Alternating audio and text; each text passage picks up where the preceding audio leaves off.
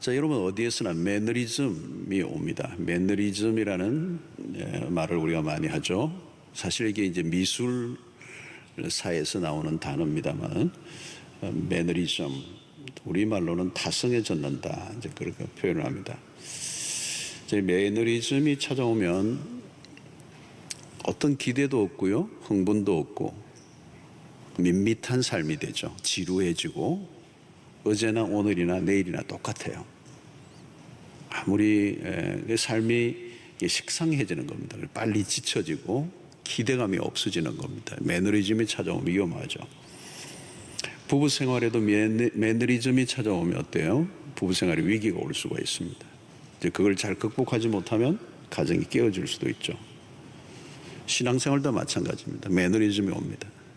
아무리 뜨겁게 주님을 만났어도 어느 순간에는 이게 영적인 타성이 와요. 그래서 어떤 분은 그런 얘기 했습니다. 영적인 타락보다 더 무서운 게 영적인 타성이다. 그래요. 이 무서운 겁니다, 여러분. 무덤덤해지는 거예요. 고난주간에 와도 무덤덤해지고, 십자가 부활을 얘기해도 무덤덤해지는 거예요. 어떤 영적인 감격이 없어지는 것입니다. 그러면 어때요? 의무적인 생활만 하게 되는 것입니다.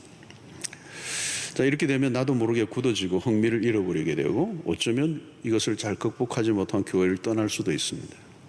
영적인 타성, 매너리즘, 위험한 것이죠. 자, 우리는 죄성을 가진 존재들입니다. 그래서 죄의 중력을 계속 받아요. 우리 이 땅을 사는 동안에 죄의 중력, 다시 말하면 우리를 과거의 삶으로 계속 끌어당기는 힘의 자극을 받고 있습니다.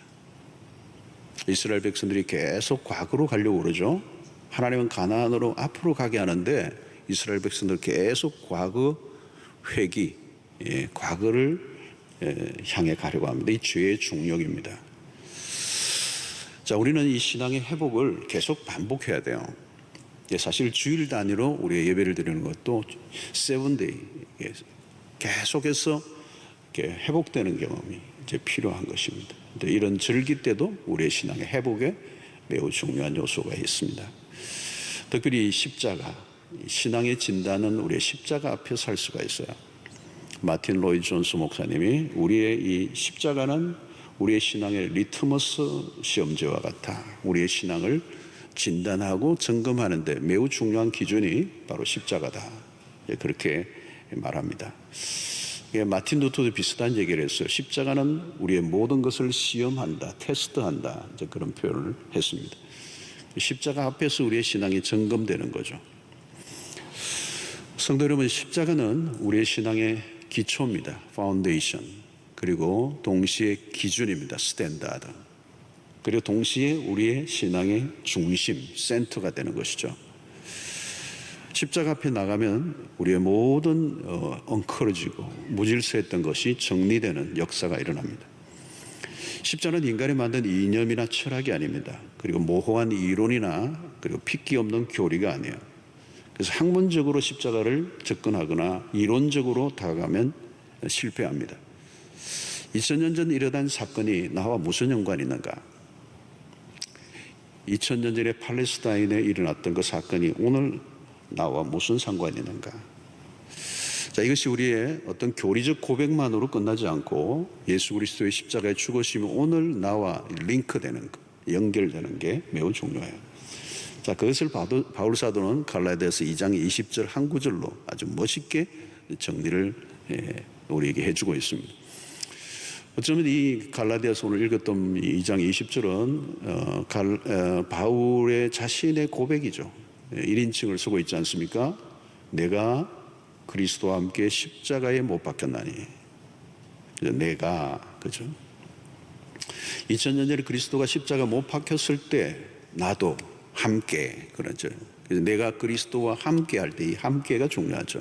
함께, 그리스도와 함께. 2000년 사건은 역사적 사건이면서 동시에 내 개인의 체험적 사건이 된다는 거예요. 그것을 믿음으로 받아들이는 거죠. 2000년 전에 그리스도가 십자가에 죽으셨다는 사실을 내가 믿음으로, 내가 본 적도 없고 내가 직접 거기에 있지도 않았지만 그 사실을 믿음으로 받아들일 때 그 사건이 나의 사건이 된다. 할렐루야. 여기 비밀이 있어요. 그래서 여러분, 많은 그리스도인들이 결정적으로 예수를 믿게 되는 사건은 그냥 교회를 온 게 아니고요, 예수를 인격적으로 자기 자신의 십자가 사건이 자기의 사건으로 경험되는 거예요. 그게 믿음으로. 그래서 십자가를 내가 받아들이는 거죠. 그래서 2000년 전에 그 사건 속에 내가 들어갔고 나도 함께 참여했다라고는 사실. 그러면서 그리스도의 죽음이 대표적 죽음이죠. 우리를 위하여, 그리고 동시에 우리를 대신하여 죽으신 죽음이에요. 그렇기 때문에 내가 믿을 때에 그 주님의 죽음이 나의 죽음이 되어서 죄로 인하여 우리가 심판받고 저주 아래 있는 우리의 삶에서 건져주시는 사건이 이제 일어나는 것입니다. 그래서 예수를 믿는 순간 그리스도와 연합된다는 거예요.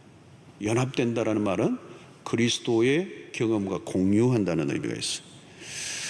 자, 예수 그리스도의 십자가의 죽으심의 효력이 우리에게 나타나는데, 이것은 이사야 선지자를 통하여 이미 700여 년 전에 예언한 바가 있습니다.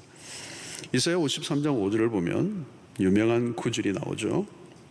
그가 찔림은 우리의 허물 때문이요 그가 상함은 우리 죄악 때문이라.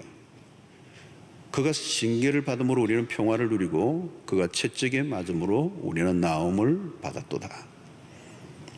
우리의 허물과 죄를 위하여 그리스도가 죽으셨다는 거예요. 여기서 우리는 십자가 앞에 서면 우리의 존재가 드러납니다. 어떤 존재죠? 죄인이라는 것입니다. 자, 십자가 앞에서 우리는 어떤 죄인이죠? 죄 없으신 하나님의 아들이 죽으셔야 할 만큼, 그 죽으심이 아니고는 우리의 죄가 해결될 수 없을 만큼 심각한 죄인이었다는 거예요.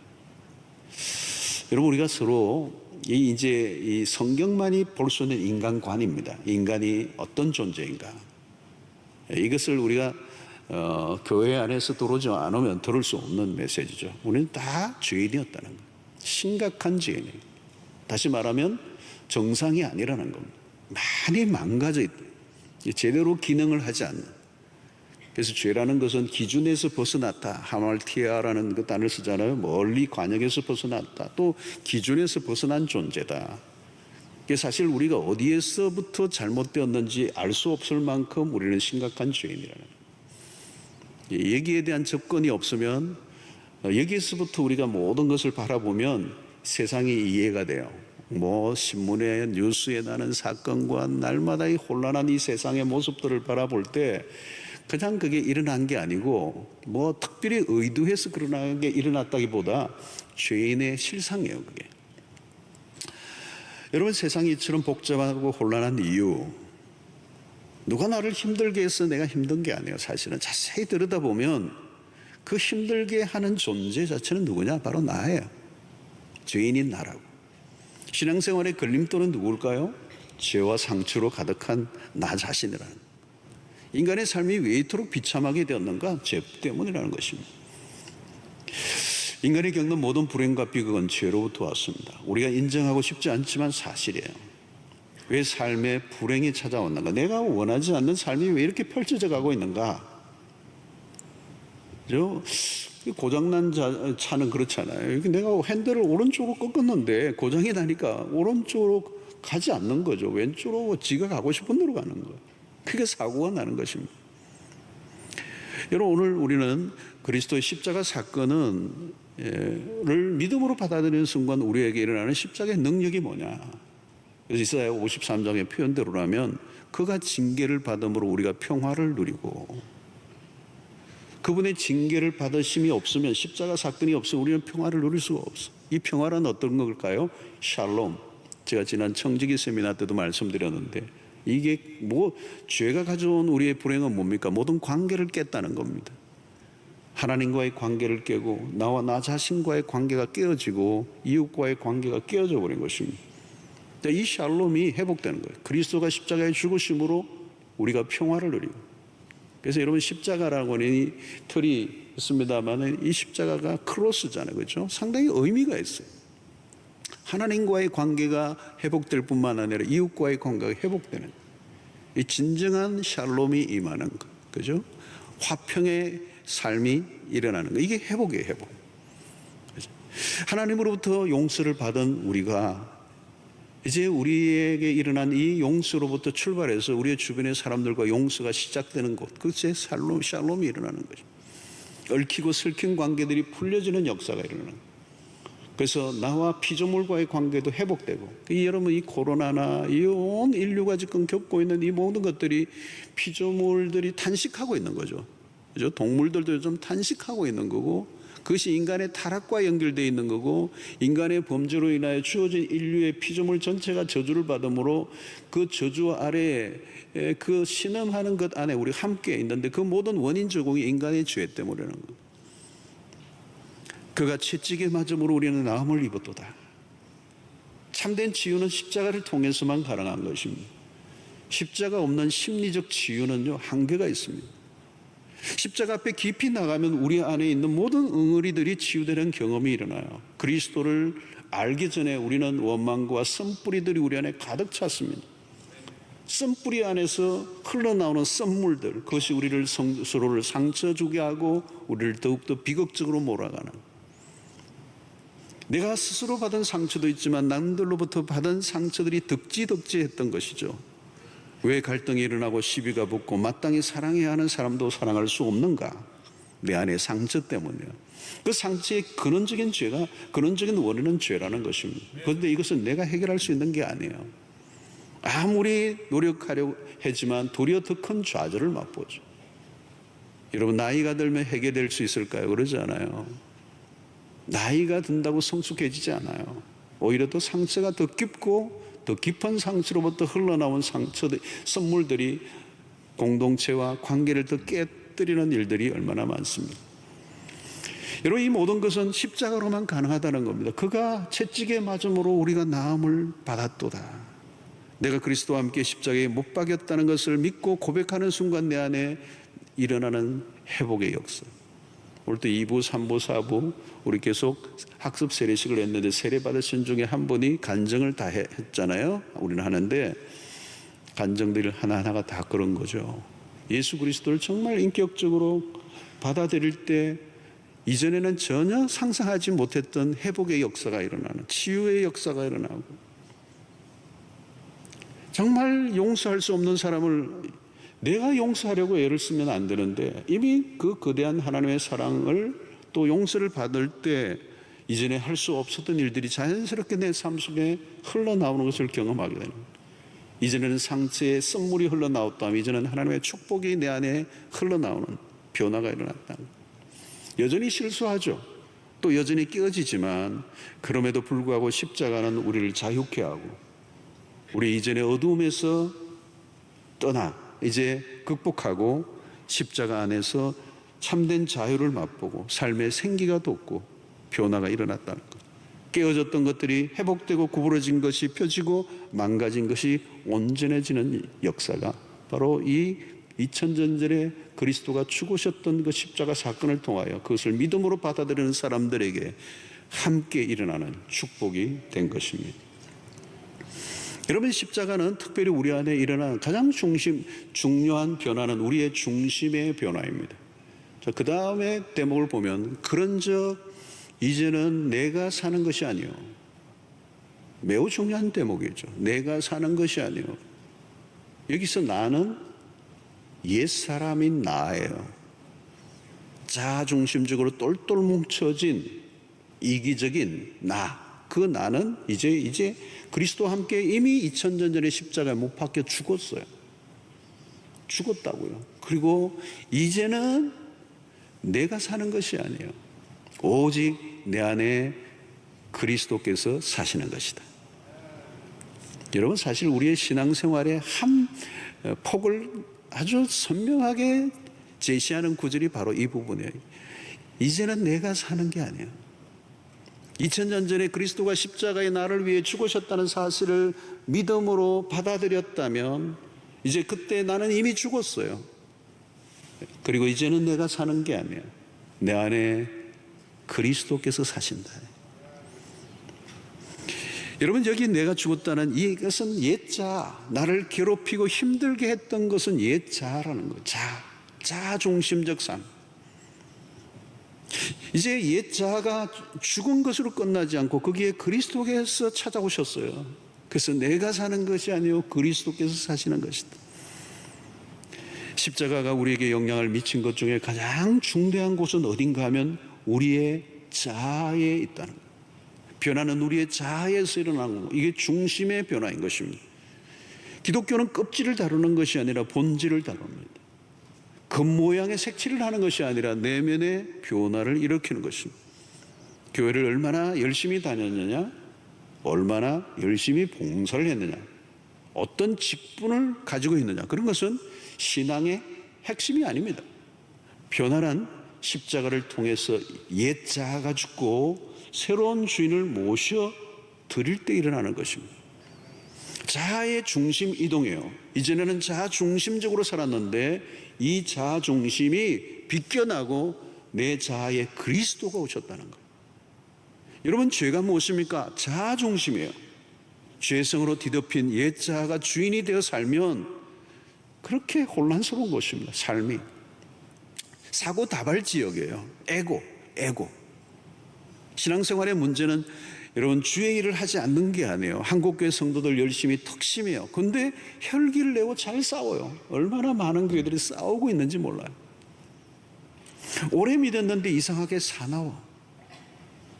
겉으로는 열심인데 자기 열심인 거죠. 결국은 시험에 들어요. 불만에 빠지고 피해의식에 사로잡히고 피해자 증후군에 빠지는 겁니다. 내가 수고한 것만큼 알아주지 않는다고 섭섭해하고 시험에 듭니다. 왜 그런 일이 일어날까요? 어느 순간 십자가가 사라져버렸기 때문에. 십자가가 희미해지면 복음의 감격, 복음이 주는 은혜에서 멀어져 버립니다. 그래서 우리의 육신의 자아는 점점 더 살아나고 자기를 드러내고 자기를 인정받으려고 합니다. 겉모양은 충성인데 안으로 들어가면 자기의 만족과 기쁨을 추구합니다. 나의 옛 자아가 십자가를 통과하지 않으면 반드시 계속 넘어지게 되는 거예요. 여러분, 시험은 언제 드는 겁니까? 내가 희생한 것만 생각하고 자신이 받은 은혜를 잊어버릴 때 오는 거예요. 내가 받은 은혜는 너무도 당연하게 여기고 자신이 한 것에만 초점을 맞추면 시험에 들 수밖에 없습니다. 구원의 은혜가 얼마나 큰 것입니까? 그런데 시나 세월이 흐르면 잊어버리는 것이죠. 우리의 과거를 생각해 보시오. 소망이 없던 인생이요. 그런데 나를 불러주셨어요. 다시 우리는 십자가 앞에 서야 됩니다.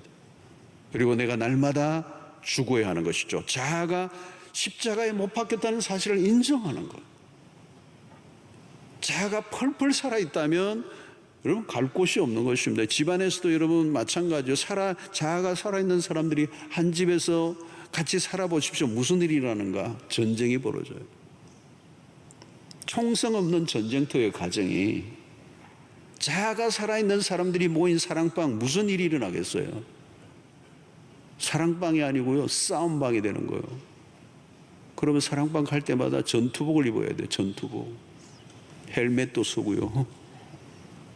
여러분, 자아가 죽지 않은 사람이 일을 하면 할수록 꼬입니다. 소란해져요. 먼저 십자가 앞에 나가야 합니다. 십자가 안에서 자아가 죽는 경험을 계속적으로 하는 것이죠. 난 죽었다. 나는 그리스도와 함께 이미 2000년 전에 죽었다. 이것을 반복해야 되는 거예요. 예수가 죽으실 때 나도 죽었다는 거예요. 그걸 믿음으로 받아들이는 거예요. 어떤 분은 부흥회 때마다 죽어요. 그리고 부흥회가 마치고 3일 만에 다시 살아나. 단 한 번의 순교가 아니라 매일 순교를 해야 되는 거예요. 단 한 번의 영웅적 순교보다 매일 순교가 더 어려워요. 순간순간 죽어야 한다는 거예요. 나의 자아가 죽었는지 안 죽었는지 알아보려고 하면 간단해요. 누가 나를 무시하면 내가 어떤 반응을 보이느냐.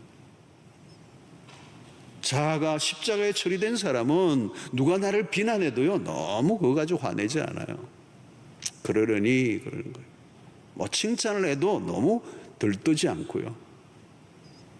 죽은 사람은 말이 없어요. 죽은 사람은 반응하지 않아요.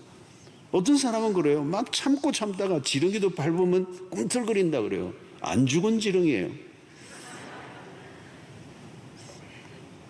여러분, 누가 싸움을 걸 때 죽어야 합니다. 이미 죽어 있는 사람은 누가 싸움을 걸어오는지도 잘 몰라요. 누가 이기는 사람인가요? 저 주는 사람이 이기는 거예요. 그리스도 안에서. 저 주는 게 능력이에요. 아무나 저 줄 수 있는 게 아니에요. 능력이 있어야 저 줍니다.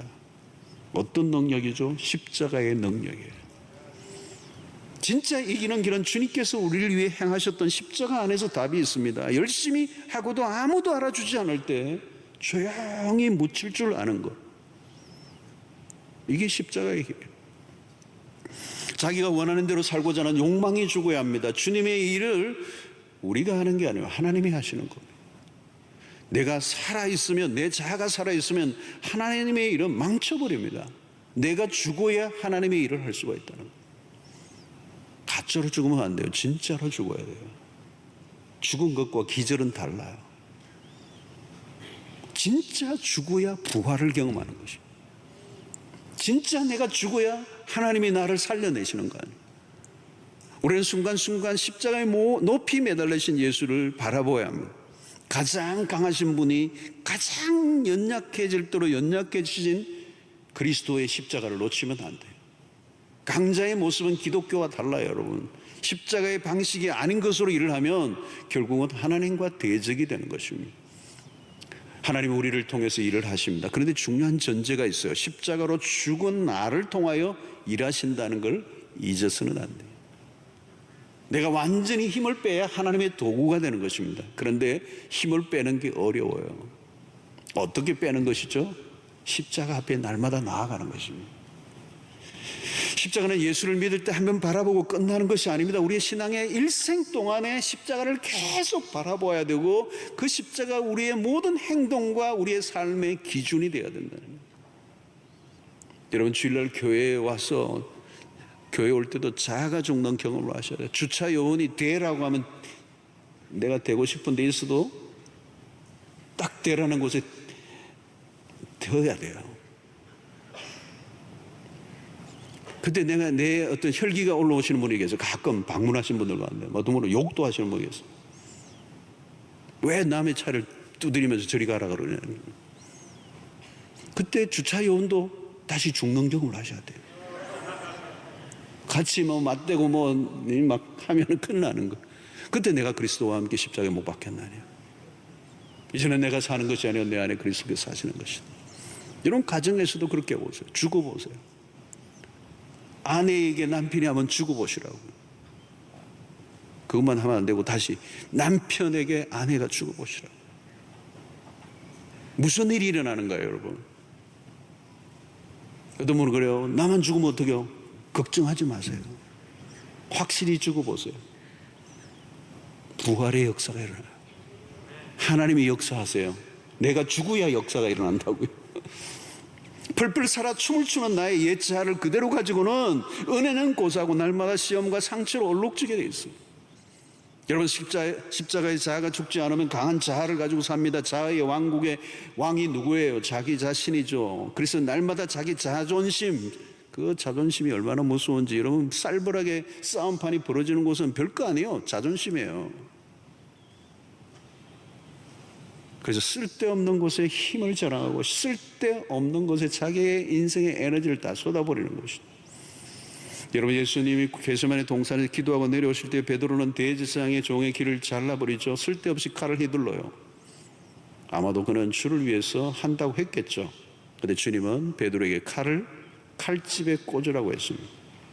본래 여러분, 이 무사들은 아주 검객들, 최고의 검객들은 칼을 쓰지 않아요. 칼집에 무술을 다 깨치고 난 다음에 칼집에 꽂아둬요. 그래서 칼집이 좋아야 돼요.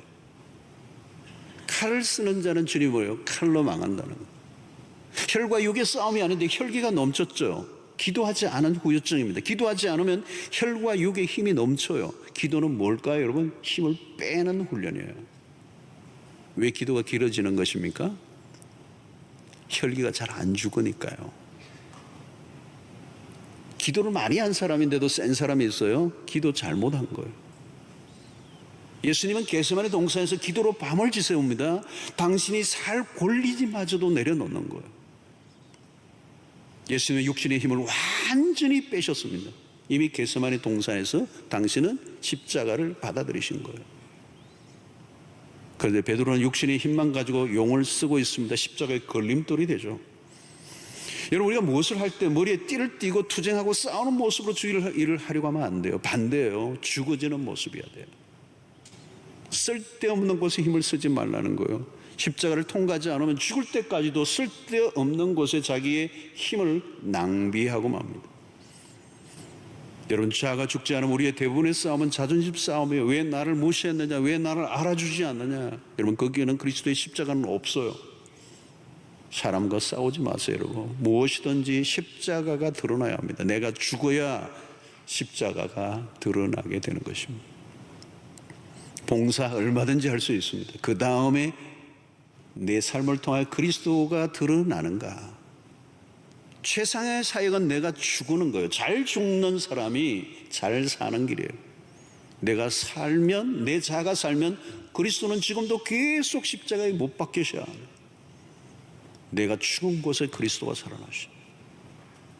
계속 죽어야 돼. 그래서 바울 사도는 자기 자신이 죽어야 한다는 사실을 기억하고, 여러분, 바울 사도가 얼마나 강한 사람입니까? 굉장히 의지력이 있고요. 그런 자신을 향하여 이렇게 합니다. 자기를 날마다 자기를 쳐서 복종시켰네요. 자기의 혈기가 올라오니까 자기를 쳐서 이 복싱 용어예요. 콘으로 몰아서 KOP를 시키는, 완전히 넉다운을 만들어버리는, 자기를 쳐서 자를 죽이는 자. 내가 그리스도와 함께 십자가에 못 박혔습니다. 이제는 내가 사는 게 아닙니다. 내가 사는 게 아니에요. 내 안에 그리스도께서 사시는 것입니다. 이 원리를 분명히 깨닫고 살면 순간순간 하나님의 놀라운 그런 살려주시는 역사를 경험하게 될 것입니다. 자, 그리스도의 십자가는 또 하나 우리에게 무엇을 보여줍니까? 이제 내가 육체 가운데 사는 것은 나를 사랑하사 나를 위하여 자기 자신을 버리신 하나님의 아들을 믿는 믿음 안에 사는 것입니다. 자, 우리의 믿음의 대상은 누구입니까? 그리스도예요. 그분이 누구시라고요? 나를 위하여 자기 자신을 버리신 하나님의 아들.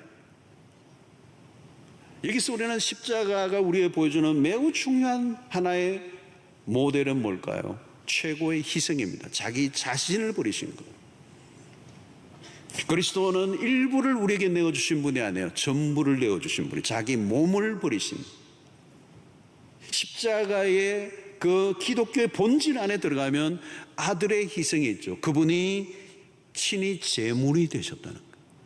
창세기 22장에 백세에 낳은 아들 이삭을 모리아산에 바치는 아브라함의 모습에서부터 시작해서 우리는 구약과 신약을 관통하는 모든 메시지의 한가운데는 그 어린 양, 세상 죄를 지고 가는 하나님의 어린 양이로다. 세례 요한이 보았던 그 어린 양, 희생의 제물, 자신이 완전히 제물이 되셔서 우리에게 내어주신 바 된 값비싼 희생, 그 기독교의 한가운데는 우리의 구원을 위해서 베푸신 그리스도의 sacrifice, 희생이 있는 거예요. 십자가를 깊이 경험한 사람들은 이 희생이 무엇인가를 압니다. 기독교의 핵심 안에, 그죠? 하나님이 인간이 되심, 몸을, 육체를 입으신 사건을 통하여 우리에게 보여주는 것은 십자가는 이론이나 사상이나 철학이 아니라는 거예요. 예수님 시대부터 있었던 영지주의, 노스틱이라고 하는 영지주의자들이 있어요. 이 기독교 2000년 역사의 가장 무서운 이단이에요. 지금도 이 이단적 사상이 곳곳에 스며들어 있어요. 이 영지주의자들에게 매우 중요한 이 이단의 성격은 뭐냐? 그리스도가 육체를 입고 오신 것을 부정하는 거예요.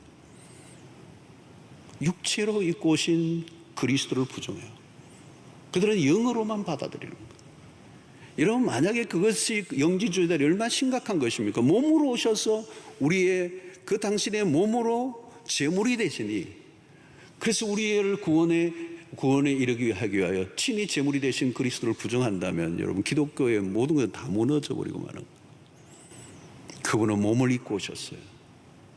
그리고 그 몸으로 산 제물이 되죠. 여러분, 우리가 그리스도가 남긴 교훈에도 감동을 받죠. 산상수훈 주옥 같은 메시지요. 그러나 그 메시지가 감동스럽지만 우리가 무릎 꿇게 하지는 못해요. 우리를 무릎 꿇게 하는 것은 그리스도의 십자가 앞에 무릎 꿇어요. 십자가의 희생이 우리의 삶을 다 흔들어 놓았죠. 이것이 다른 종교와 구별되는 것입니다. 주님은 무슨 고상한 도를 따르라고 한 것이 아니라 십자가를 지고 나를 따르라. 이 십자가의 희생을 이해하지 못하면 기독교를 이해한 것이 아닙니다. 십자가를 경험한 사람은 당연히 그리스도가 사셨던 삶을 따라가야 돼요. 그래서 바울은 이것을 정확하게 얘기하죠. 로마서 12장 1절에 그러므로 형제들아 내가 하나님의 모든 자비하심으로 너희를 구원하노니, 그 다음에 뭐예요? 중요한 게 너희 몸을, 그래요. 너희 몸을, 너희의 생각을 안 해요. 너희의 말을 안 해요.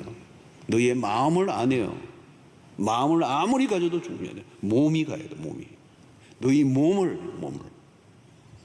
너희 손가락 발가락이 아니에요. 몸이에요. whole body.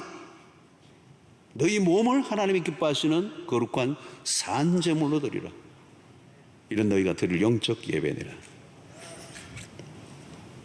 여러분, 이것이 십자가의 삶을 경험한 사람은 우리의 삶을 전혀 다르게 이끄는 것이죠. 철저히 자기의 몸을 내어놓는 이기적 삶에서 이타적 삶으로.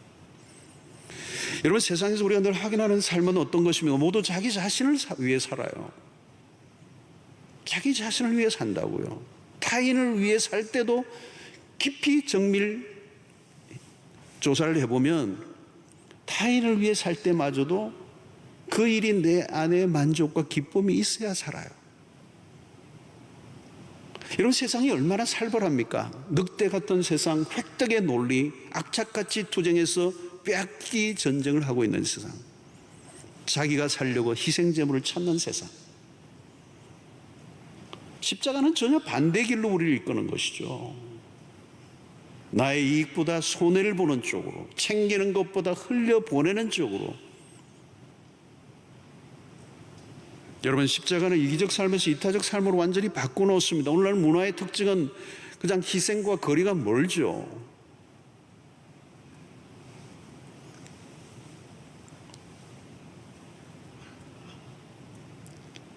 그러나 여러분, 십자가는 우리에게 다른 모습을 보여주고 있는 것입니다. 생명까지 내어놓으시는 이 희생의 원리. 여러분, 이 희생의 원리는 가정에서도 적용해 보십시오. 힘든 일을 서로 하려고 해보십시오. 저녁에 설거지가 산더미처럼 쌓여 있을 때 부부 모두가 다 지쳐 있습니다. 그때가 중요해요. 네가 해라. 그러면 이제 끝난 거예요. 내가 할게. 아니, 내가 할게요. 아니, 내가 할게. 여러분, 십자가는 멀리 있는 게 아니에요.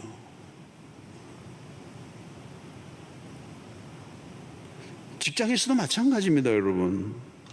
좀 더 어려운 일을 먼저 하려고 하는 거예요. 섬기는 자로 있는 거예요. 남들이 끓이는 것을 주저하지 않고 하는 것이죠. 세상의 사람들은 모두가 요령 있게 살려고 합니다. 머리를 굴리고 삽니다. 짠머리의 세상입니다. 가능한 자신의 몸을 편하게 하려고 애를 쓰는 세상입니다. 그때 그리스도는 몸으로 누구보다도 몸으로 희생의 자리에, 더티한 곳에, 사람들이 피하는 자리에, 거부하는 곳에 몸으로 하나님이신 분이 인간의 몸을, 그 불편한 인간의 몸을 입고 이 불편한 세상의 한가운데 오신 그리스도. 요한일서 3장 16절에 사도 요한은 그가 우리를 위하여 목숨을 버리셨으니, 목숨을 버리셨으니, 우리가 이로써 사랑을 알고 우리도 형제들을 위하여 목숨을 버리는 것이 마땅하니라.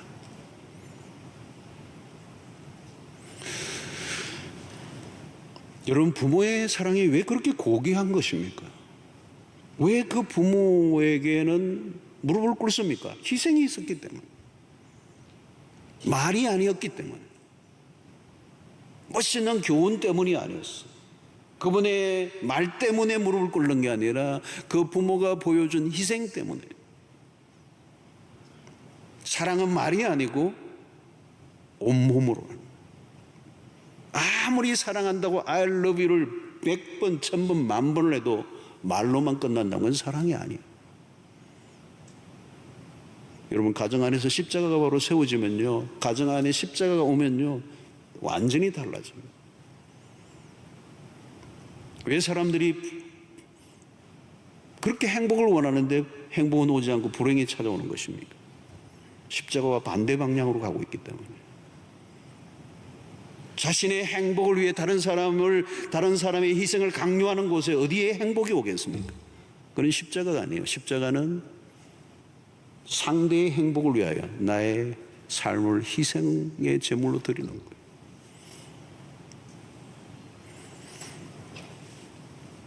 그런데 여러분, 그 희생이 바보 같아 보일 때도 있지만, 여러분, 그 희생은 바보 같은 희생이 아니에요. 그리스도를 따르는 길은 결코 미련한 자의 삶이 아니에요. 여러분, 십자가와 멀어지면 우리의 삶은 피폐해져요. 십자가의 복음을 경험한 사람은 희생의 비밀을 압니다. 복음의 능력이 우리를 사로잡으면 희생도 희생으로 여겨지지가 않아요. 그래서 유명한 이 북미의 인디안 선교사였던 데이빗 브레이너드, 27세로 짧은 나이로 인생을 마감했지만 그의 삶은 진액을 다 쏟아 그리스도의 복음을 위해 살았어요. 그래서 그가 그런 말을 남겼어요. 그리스도의 십자가의 희생 앞에서 우리의 어떤 것도 희생이라고 말할 수가 없다. 자신의 삶 전체를 선교지에 바치고 자녀들의 생명까지 바친 선교사들의 이야기를 자주 듣습니다. 인간적으로는 이해하기 어려운 거예요. 그러나 십자가 안에서 이루어진, 십자가 안에서 얼마든지 가능한 삶입니다.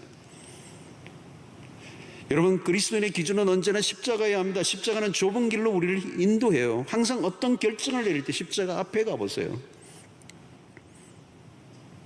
그리고 십자가가 기준이 되고 그 결정을 하면 틀림없습니다.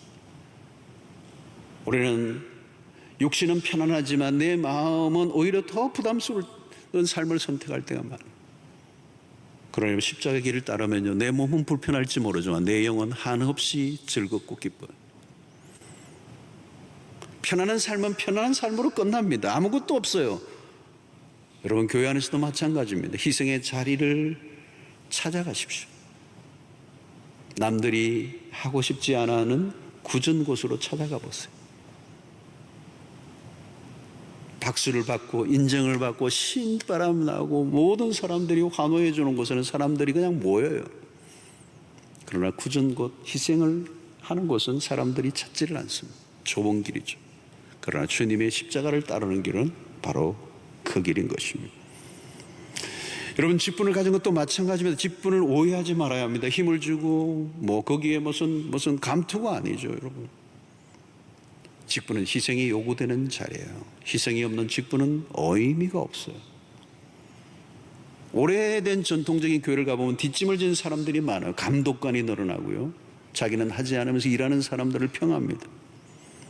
좋은 교회가 되려면 오래된 신자들은 굳은 현장으로 가고 새 신자들이 무엇인가 하려고 할 때 기꺼이 그 자리를 내어주는 거예요.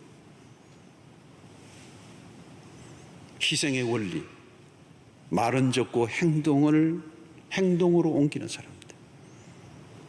희생의 삶을 살 때 우리의 삶의 질이 높아져요. 편안한 일보다 굳은 사역에 우리가 기꺼이 참여하는 사람들이 늘어날 때 이 십자가의 정신이 살아있는 교회가 되겠죠. 오늘 갈라디아서 2장 20절은 너무도 귀중한 구절입니다. 오늘 이 바울 사도를 통해서 우리에게 주시는 메시지는 이 십자가는 2000년적 사건으로 끝나버린 역사적 사건, 이벤트가 아니라 오늘 지금 내 삶 속에서 매 순간 적용되어져야 할 사건이에요. 이제 우리 안에 그리스도께서 사신다는 거죠. 우리 홀로 사는 게 아니야. 나 홀로 도취한 신앙이 되어서는 안 됩니다. 우리는 이제 내 안에 그리스도가 사신다는 사실을 믿음으로 받아들이고 살아가는 삶이 믿음의 삶입니다. 자아는 죽고 그리스도가 계속 살아 계시는, 살아 드러나시는 삶. 더 이상 내가 사는 게 아니라 내가 그리스도 안에 살고 그리스도에게 있고 그리스도가 내 안에 머무는 삶. 이게 요한복음 15장의 말씀 그대로 아니겠습니까? 이제 내 안에 주인이 완전히 바뀌었다는 것. 옛 사람, 제 지배를 받는 자아가 주인이 된 삶은 소망이 없어요. 선할 게 나올 게 없어요. 그러므로 우리는 매 순간 계속해서 그리스도와 함께 십자가에 못 박혔다는 사실을 입으로 선포하고 시인하고 인정하고 그분이 내 안에 살아 계속 계신다는 사실을 받아들이는 삶. 여러분, 이 십자가는요, 일평생 우리가 이해할 수 없는 어메이징, 상상할 수 없는 비밀이 이 안에 담겨 있어요. 한 주간 동안 십자가를 묵상하는 만큼만 여러분들이 은혜를 얻을 수가 있어요. 깊이 1m로 내려간다면 그만큼만 십자가를 누려. 그 끝은 어디까지 닿아 있는지 알 길이 없어. 십자가는 우리를 놀라운 삶으로 인도합니다. 우리의 삶이 혼란할 때 십자가 앞에 가보세요. 어떤 결정을 내리기 전에 십자가 앞에 묵상해 보십시오. 내 삶이 엉클어져 있다면, 내 가정이, 내가 하고 있는 모든 일들 속에 내 인생이 뭔가 암흑 속에 빠져 있다면 그 모든 혼란을 잠재울 수 있는 놀라운 기준이 바로 십자가예요. 이 십자가가 우리의 삶을 승리의 삶으로 이끌어 주실 것입니다. 이번 한 주간 새벽 기도에 궁금하지 않으세요? 새벽에 나오셔서 하나님의 말씀을 통하여 십자가로 당금질한 신앙이라고 그랬어요. 그래서 이 십자가로 당금질 될 때 오늘 우리의 삶에, 우리의 신앙에 놀라운 업그레이드가 일어나는, 믿음의 상승작용이 일어나고 우리의 신앙에 새로운 해안을 얻고 날마다 무너지고 깨어졌던 우리의 옛 삶의 그 왕국은 무너지고 그리스도가 내 안에서 이루어 가시는 삶으로 새롭게 또 다시 회복된 신앙으로 달려가는 이번 고난주간 되시기를 주의 이름으로 축원합니다. 하나님 아버지, 오늘도 우리에게 주신 말씀으로 인하여 감사를 드립니다. 바울의 고백이 우리의 고백이 되기를 원하고, 이제 내가 사는 것이 아니라 내 안에 그리스도께서 사십니다. 이것이 고백으로 끝나지 않고 삶으로 계속되게 하여 주시옵소서. 그래서 그리스도가 내 안에 사시는 삶이 어떤 삶인가를 매일매일 경험하며 일상 속에서 그리스도의 십자가의 비밀이 드러나는 복된 삶이 되게 하여 주시옵소서. 예수님의 이름으로 기도하옵나이다. 아멘.